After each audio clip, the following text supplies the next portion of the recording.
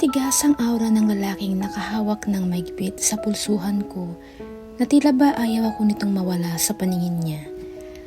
Walang imik na nakasunod akong naglalakad kasama nito hanggang sa makalabas ako ng bahay na pinagdalhan sa akin. Hindi ko masasabing bahay nga ito dahil sa laki at sukat nito ay malayong malayo sa sukat ng bahay na kinalakihan ko. Hindi ko pa rin na-absorb sa utak ko ang lahat. Magulo po ang bawat detalyeng natanggap ko at lalong nag-aalala ako sa mama at mga kapatid ko. Hindi ko kasi alam kung anong nangyari sa mga ito matapos kong makita na nabaril si mama at bumagsak sa sahig. Kahit na nalabo ang paningin ko kagabi, sigurado ako sa nakita ko. Panay ang dasal ko na sana nga sa mga oras na ito ay ligtas ang pamilya ko. Saka ko naaalamin ang katotohanan sa likod ng bawat impormasyon na narinig ko. Kapag alam ko na ligtas sila. "Pasok ka," sabi ng lalaking kasama ko matapos buksan ang pintuan ng sasakyan. Hindi agad ako nakasagot at nakakilos. Kinakabahan kasi ako.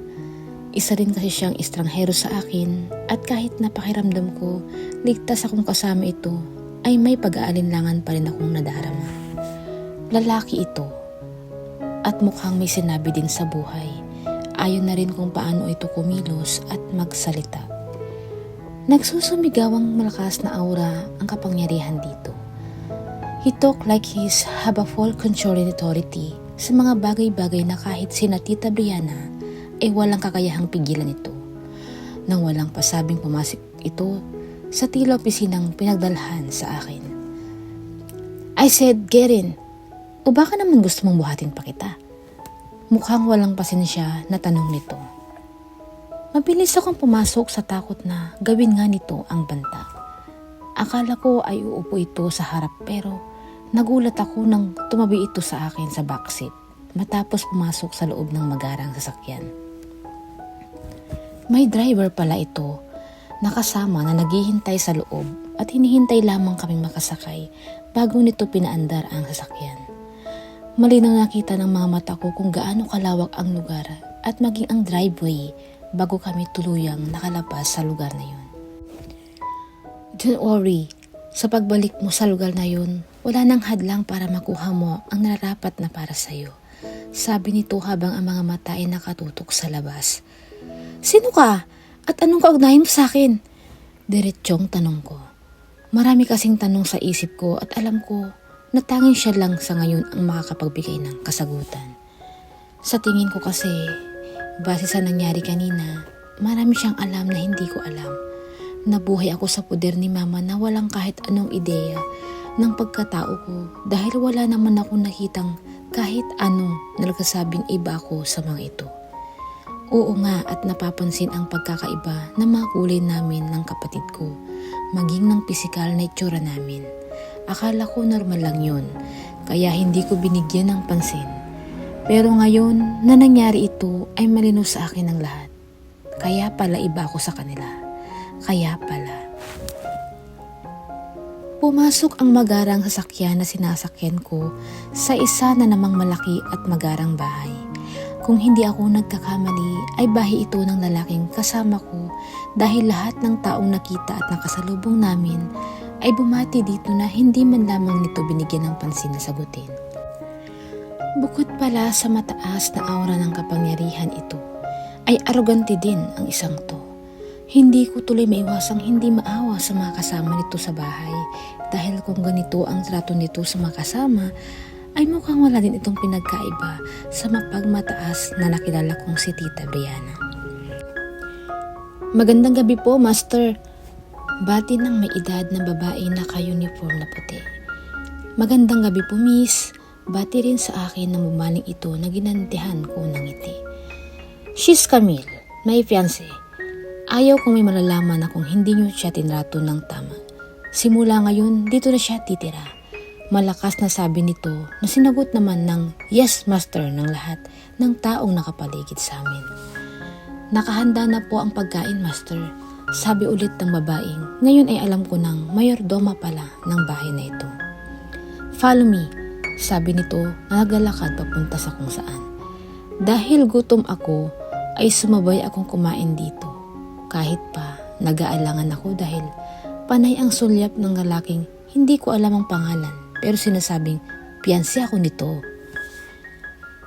Kahit nahihiya ay binilisan kong kumain dahil mas lalo akong kinakabahan na malapit ito sa akin at nasa akin ang atensyon nito habang kumakain. Simula ngayon, masanay ka ng kasabay mo akong kumain. Sabi nito matapos kong maubos ang laman ng plato ko at makainom ng tubig. Dito ka na rin titira kasama ko. Nasa tamang edad ka na kaya pwede na tayo magpakasal anumang oras.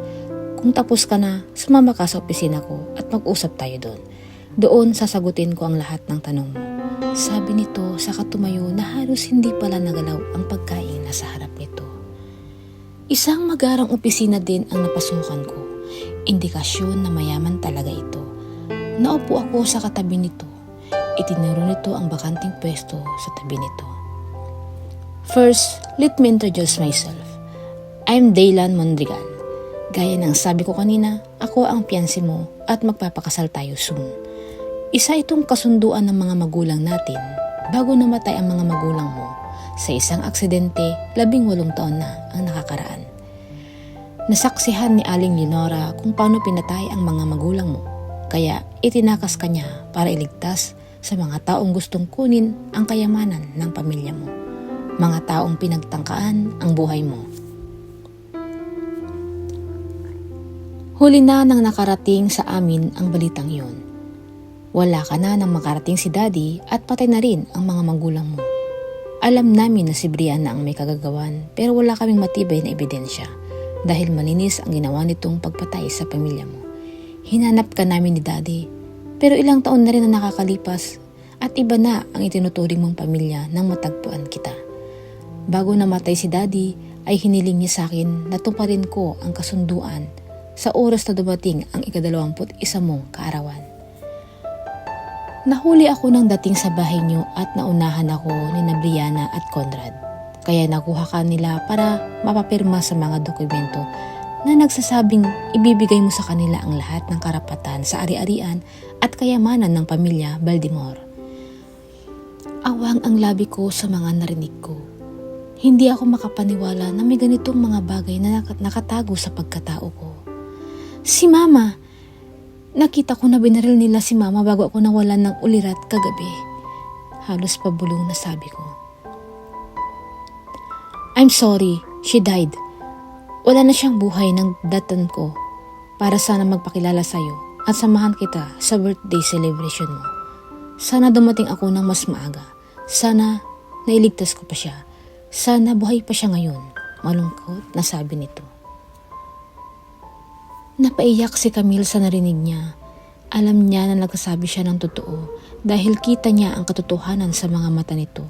Malinaw din kasi sa alaala niya ang huling tagpo bago siya nawalan ng malay kagabi. Walang pakialam sa paligid na napaiyak siya ng malakas matapos niyang malaman ang nangyari sa mama niya. Sobrang sakit na siya ang naging dahilan ng kamatayan nito. Itinaya niyang buhay niya para sa kanya ng maraming beses hanggang sa tuluyan nitong napahamak. Kasalanan ko ang lahat. Kung sana ay maaga kong nalaman ang totoo sa pagkatao ko, ay nagawa ko silang protektahan. Umiiyak na si Camille. Ang mga kapatid ko, nasaan sila? Alam mo ba kung kumusta sila? At anong balita sa kanila? Magkasunod na tanong ko nang maalala ko ang ibang kapatid ko. Maayos sila. Nasa isang silid sila ng datan ko sa bahay niyo. Ligtas sila at nasa isang ligtas na lugar sila. Sabi nito saka ako niyakap ng mahigpit. Don't worry, magiging maayos ang lahat. You have me, Camille. You can always lean on me. I'm always here for you no matter what. Sabi nito habang nagtaas pa ang dibdib. Marahil ay tindi sa emosyon na nararamdaman namin. Kailan mo pa nalaman kung nasaan ako at sino ako? Naitanong ko nang magtaas ako ng tingin. It's been a long time. Nakiusap sa akin si Aling Leonora. Nahayaan ka muna at pinagbigyan ko siya. Sa isang kondisyon na sasabihin namin ng sabay sa 21st birthday mo ang lahat. Ako rin ang nasa likod ng scholarship mo at maging ang monthly allowance mo at mga kapatid mo. Kasama na doon ang financial support at bahay na tinutuluyan nyo. Kaya pala namuhay kami ng disente at maayos. Kahit hirap kami ay may maayos na bahay kami. Kahit walang matinong trabaho si mama, ay napagsabay niya kaming pag-araling lahat. Napaiyak ako sa katotohanang nalaman ko. Panay naman ang pag-alo niya sa akin at marahang paghagod sa likod ko. Huwag kang mag-alala. Gagawin ko ang lahat para makuha mo ang nararapat na hustisya para sa iyo at sa pamilya mo, bulong ni Daylan. Lalo siyang napahagulgol. Napakasakit na nawala ang mga totoo niyang magulang na hindi man lang sila nagkausap at nagkakilala. Nakakalungkot na wala akong maalala tungkol sa kanila. Sa edad kong 3 taon, marami na akong hindi matandaan. Daylan, bakit hinayaan mo magtagal at patuloy na malayong gumagala ang mga taong nasa likod ng kaso ng mga magulang ko? Hindi ko mapigilan na itanong dito habang walang tigil na umaagos ang luha ko. Sa nakikita ko ay may kakayahan ka dahil mayaman ka at may impluwensya. Marami akong ginawa para panagutin si Brianna. Pero paulit-ulit niyang natatakasan at nalulusutan ang batas. Oo, at may pera ako. Pero hindi rin basta nagpapatalo si Brianna. May sindikato itong pinapatakbo at hawak ang black market na handang pumatay para sa pera gaya ng ginawa sa pamilya mo. I think this is the right time para mapanagot siya. Ikaw mismo ang nakakita sa krimen nila at may malayang ebidensya tayong magdidiin sa kanila. Napamaang ako at napaupo ng tuwid. Kung ganun, ay may pag-asa pa na bigyan ko ng katarungan ang pagkamatay ng mga magulang ko at maging ni mama na kinikilala ko bilang ina. Handa ako, Daylan. Gagawin ko ang lahat para bigyan sila ng hustisya. Hustisyang matagal na ipinagkait sa kanila. Saad ni Camille. Bakit pala hanggang ngayon hindi nakuha ni Brianna ang pera ng pamilya ko? Gayong marami siyang pagkakataon na gawin yun. Tanong ni Camille. Bakit pala hanggang ngayon hindi nakuha ni Brianna ang pera ng pamilya ko? Gayong marami siyang pagkakataon na gawin yun. Tanong ko pa. Gusto ko kasing maliwanagan. Maraming tanong sa isip ko at alam ko na masasagot mo ito, Daylan. Wala siyang kakayahang gawin yun, Camille. Nasa iyo ang full control ng yaman ng pamilya niyo. At hindi magalaw ni Brianna yun kahit makipagsagbuatan pa siya sa abogado ng pamilya niyo. Naka-time deposit ang perang minana mo. At may legal documents din na nagsasabing hindi pwedeng ilipat kahit kanino ang yaman ng pamilya hanggang hindi sumasapit sa itinakdang edad ng daddy mo. Napailing ako hanggang sa huling hininga ng mga magulang ko. Nagawa nilang isecure ang pera at yaman ng pamilya. Ganito pala mag-isip ang mga mayayaman. Masyado silang advance at nakaplano na agad amang ito bago pa sila bawian ng buhay. Hindi ko man maibabalik ang nakaraan at may tatama ang lahat ng nangyari ay gagawin ko ang lahat para maprotektahan ang iniwan ng mga magulang ko. Kailangan natin magpakasal sa lalong madaling panahon hanggat alam nilang nag-iisa ka lang at walang ibang may legal na karapatan sa ari-arian mo ay mas lalo lang mapanganib ang buhay mo. Huwag kang lalabas ng bahay na ito. Dito ligtas ka at kaya kitang protektahan. May mga tauhan ako sa labas na nagbabantay. Napatango ako kahit magulo pa rin ang lahat. Nalaman kong pinatay ang mga magulang ko ng taong itunuturing nilang kapamilya. Tapos ito, namatay din si mama habang pinaprotektahan ako. Tapos biglang kailangan ko pala magpakasal. Hindi ko alam kung tama ang sundin ang solusyon ni Daylan. Pero alang-alang sa pamilya ko at sa hustisyang matagal na dapat nakamit ng mga ito kung hindi lang napaglaruan ni Brianna at batas ay susugal ako. Kakayanin ko ang lahat para sa kanila at gagawin ko ang lahat para managot sa batas si Brianna. Kailangan niya magbayad at ako ang maniningil sa kanya. Maghapon akong natiling tulala habang hinihintay ko ang balita mula kay Daylan.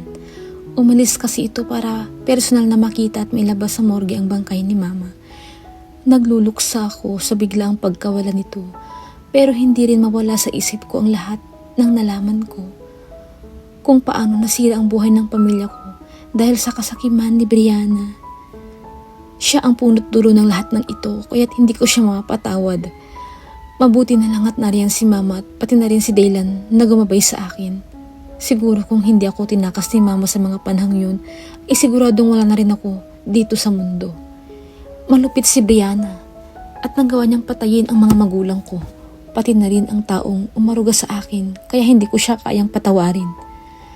Alam ko na masama ang magkimkim at magtanim ng sama ng loob sa kapwa, pero sa bigat ng kasalanan ni Brianna ay sigurado akong tadhana mismo ang maniningil sa kanya.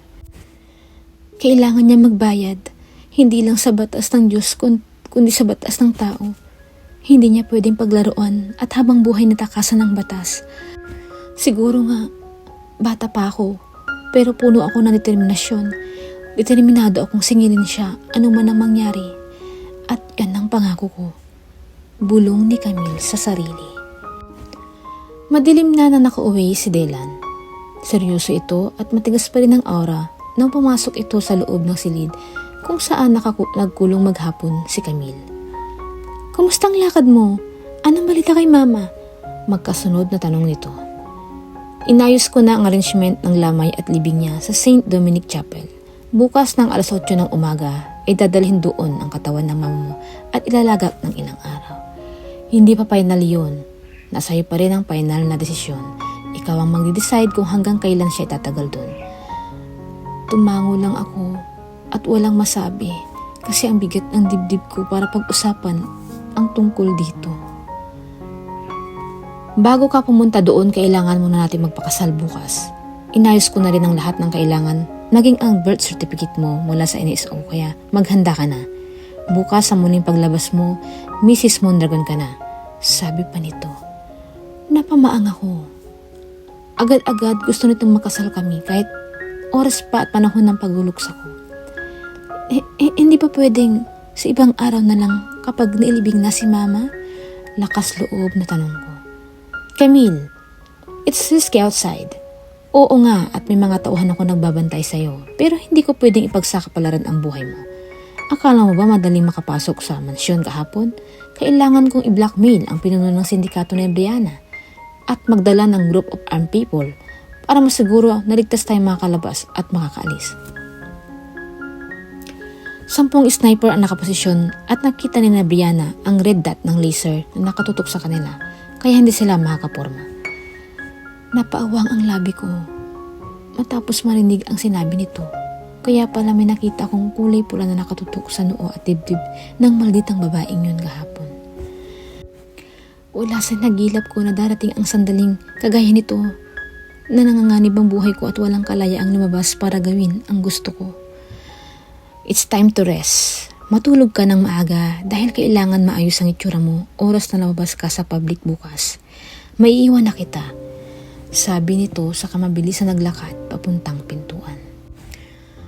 Ilang minuto na itong nakalabas pero nakatanga pa rin ako at nakatutok ang mga mata sa pintuang nilabasan ni Dylan. Nahatakot ako sa mga pagbabagong magaganap sa buhay ko. Alam ko na hindi pa ito ang lahat ng pagsubok na pagdadaanan ko dahil nariyan pa rin si Brianna at ang mga sindikato nito na patuloy na nagbabanta sa buhay at seguridad ko. Frustrated ako na pabuntong hininga. Tama si Dylan. Kailangan kong matulog para may lakas ako bukas. Hindi ko alam kung anong resulta ng pagpapakasal namin bukas, pero kung para ito sa ikabubuti ay gagawin ko. Nahatakot man ako ay lalakasan ko ang loob ko. Kailangan kong magtiwala kay Dylan dahil siya ang tumutulong sa akin. Kinabukasan maaga pa lang ay gising na si Camille. Pagkatapos niyang maligo, ay bumaba na siya para sa almusal.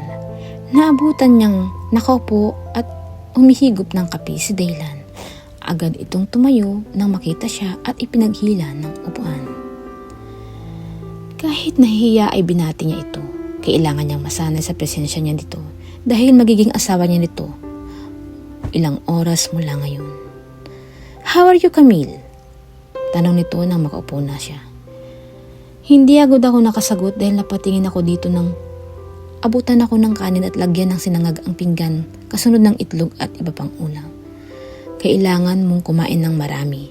Masyadong manipis ang katawan mo para sa edad mo. Mukha kang teenager, sabi nito habang pinasadahan ng mga mata ang mukha at katawan ko.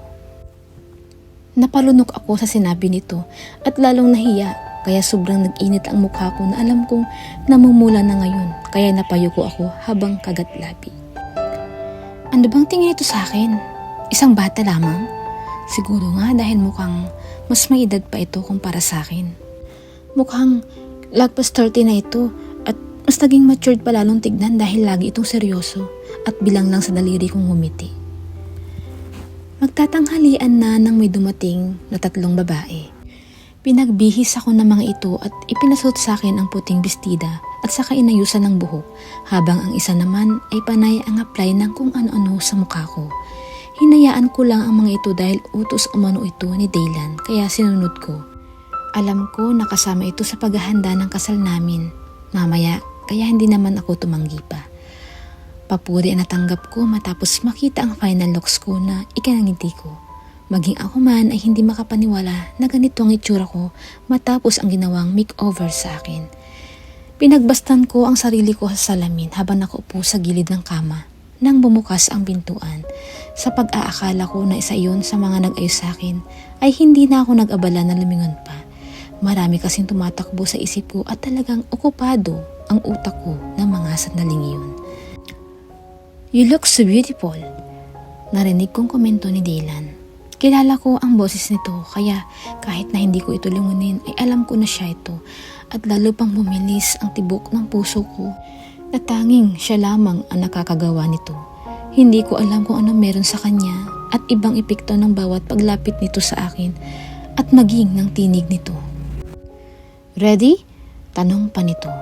Marahang tango lamang ang ginawa ko dahil muli nagtama ang mga mata namin na tila humihigop ng lakas. Kaya nagsimula namang mangatog ang tuhod ko. Hindi ko alam kung bakit ako kinakabahan ng ganito. Siguro masyado lang akong affected sa mga nangyayari.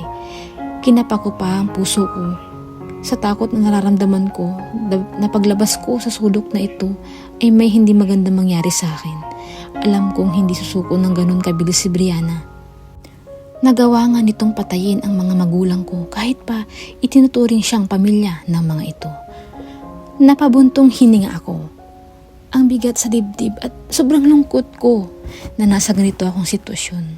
Gusto ko mang lumayo at takasan ito ay hindi ko magawa. Hindi ko kayang hayaang magtagumpay si Brianna. Nabigla ako nang hawakan ni Daniel ang palad ko at marahang hinaplos bago isuot ang isang singsing. Hindi ko na nagawang magtanong dahil bigla itong nagsalita.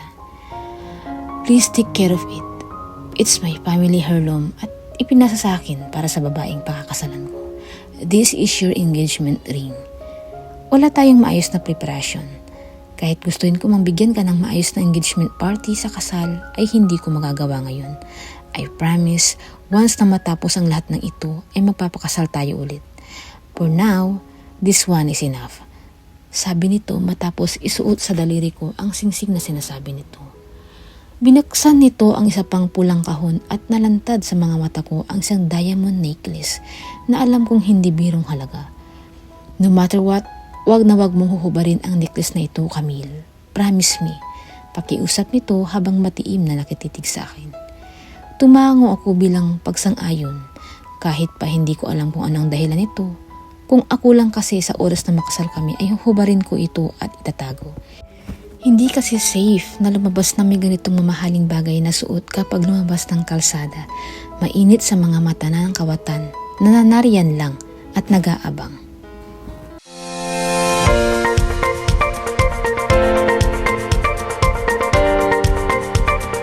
Please like, subscribe, notify,